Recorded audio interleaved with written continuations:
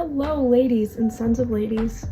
Today we are talking about one of my favorite pieces of ancient Greek art, the Artemis statue, also known as Artemis of Ephesus. So, Artemis isn't just your typical Greek goddess. She's the goddess of the hunt, the moon, and wild animals. But she also stands for independence, sisterhood, and protection, especially for women and young creatures.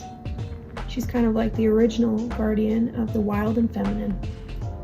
This particular statue was made around 2nd century BC, mostly out of marble and wood, and parts of it were gilded or painted to make her look divine. It stood inside the Temple of Artemis at Ephesus, which was actually one of the 7 wonders of the ancient world.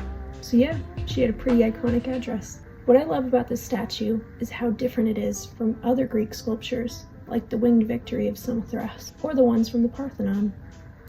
Most Greek art focuses on movement, athleticism, or physical perfection, but Artemis is the opposite. She's completely still, calm, and powerful. Her strength doesn't come from action or muscle, but from this sense of presence and control.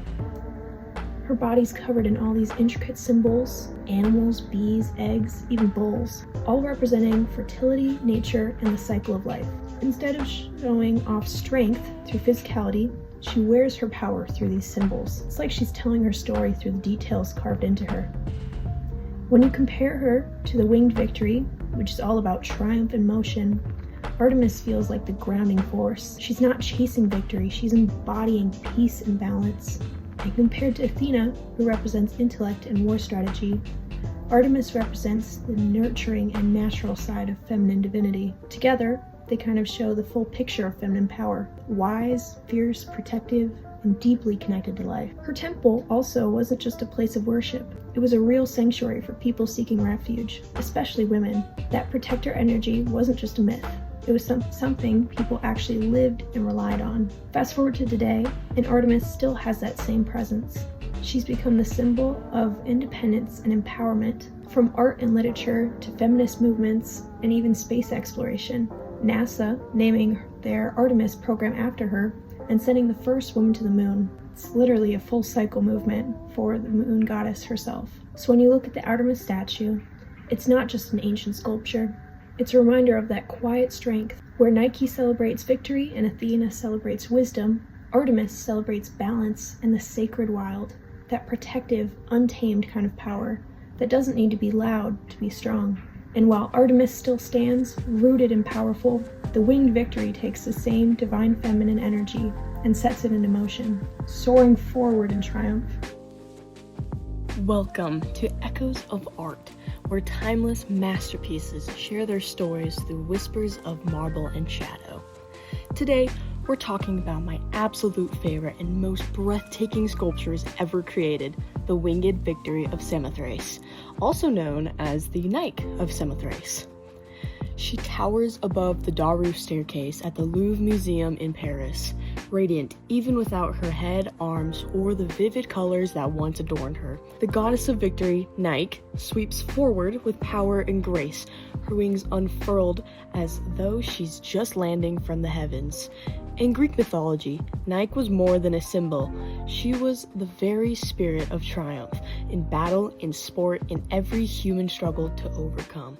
She crowned the victors with laurel wreaths, embodying speed, strength, and divine success. The statue you see today dates back over 2,000 years to around 190 BCE during the Hellenistic period, a time when Greek artists sought to capture emotion, movement, and drama. Unlike earlier, calm, balanced sculptures of the classical age, the Winged Victory explodes with energy.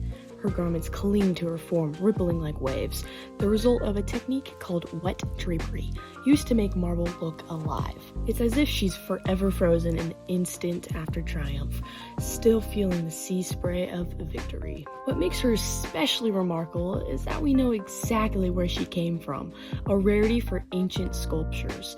She was discovered in 1863 by the French consul and amateur archaeologist Charles Champazou on the Greek island of Samothrace, in the ruins of a sanctuary dedicated to the Greek gods. There, she once stood upon a marble ship's prow, carved from gray Lartos stone as an offering to commemorate a naval victory. Her original setting overlooked the sea. Imagine her there, bathed in sunlight, wings outstretched as the Aegean wind danced around her. When she was brought to France, she quickly became a national treasure. During the 1850s and 1860s, Emperor Napoleon III expanded the Louvre to showcase France's growing art collection. In 1883, the winged Victory of Samothrace took her place up on the upper landing of the Daru staircase, where she remains today, greeting millions of visitors every year. But her arrival was not without drama. The domes above her were once gilded with gold mosaics, dazzling and ornate. Some critics thought it too much.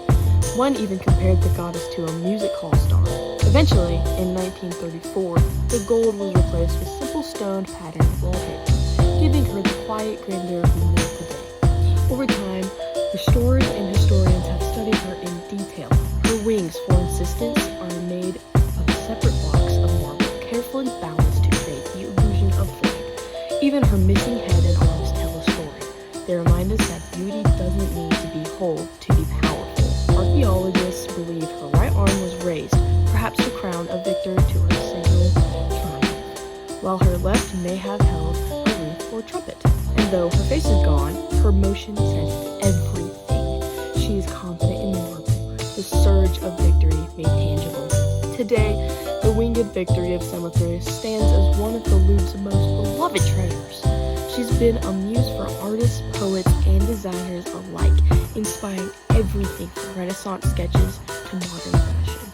Even the Nike brand takes its name from her, a modern echo of that ancient spirit of triumph. More than 2 millennia after she first spread her wings, the goddess of victory still stands in motion, caught forever between flight and landing, between myth and memory. She reminds us that victory isn't just about winning. It's about rising, enduring, and inspiring awe in those who come after.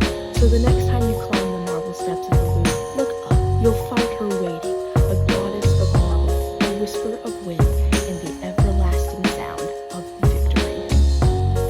Up next, we have the Parthenon. This temple sits on a high outcropping, towering over Athens with a view of the Aegean Sea. It dates back to the 5th century, which is when Athens was the most powerful city-state. Like many city-states, it had an acropolis, which is a fortified hill in its city, and they're constantly at war.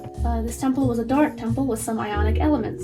The Doric features include massive columns with shallow, broad flutes and vertical lines. It goes directly into the floor, or the stylobate. On top, there's a simple capital that flares to a rectangular brick called the abacus, which connects the capital to the architrave. Ionic features include 4 Ionic columns in the west end of the temple. This temple became the symbol of the birth of democracy. The people were part of a limited democracy. Women and slaves did not count. Its design signified strength and order like democracy, and it represented the ideas and identity of the unions. Inside the temple was a giant statue of Athena, patron goddess of the city, made of gold and ivory and was the work of the celebrated sculptor Phidias. The building itself was decorated with marble sculptures representing scenes from Athenian cult and mythology. Tons of these sculptures decorated the metopes, the pediment, and even a frieze around the building.